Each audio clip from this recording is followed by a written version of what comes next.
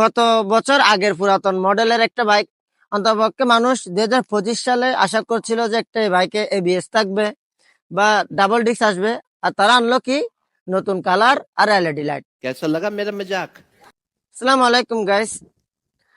শুনলাম বাজারে নাকি লবণ কোম্পানির নতুন বাইক আসলো।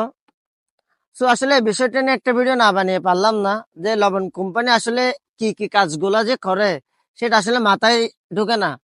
কত বছর আগের পুরাতন মডেলের একটা বাইক। অন্তপক্ষে মানুষ 2025 সালে আশা করছিল যে একটা এই বাইকে এবিএস থাকবে বা ডাবল ডিস্ক আসবে, আর তারা আনলো কি নতুন কালার আর এলইডি লাইট। कैसा लगा मेरा मजाक? এই বাইকে তো এমনিতে মানুষ লাইট চেঞ্জ করে, আর অনেকে তো এখন আলোর জন্য ফগ লাইটই লাগায়।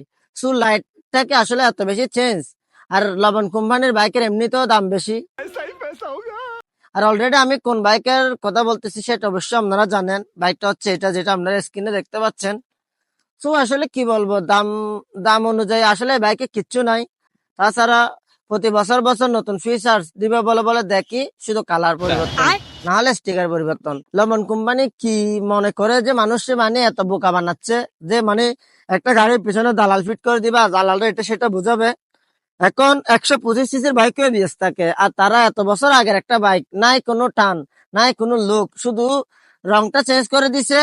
অন্তপক্ষে ডাবল ডিস্ক তো দিতে পারতো। এবিএস 2,75,000 টাকার প্রায় বাইকে, 2,60,000 টাকার রেঞ্জের, 75,000 টাকা রেঞ্জের বাইকে প্রায় বাইকে এবিএস আছে, আর তাদের এই বাইকে নাকি এবিএস নাই।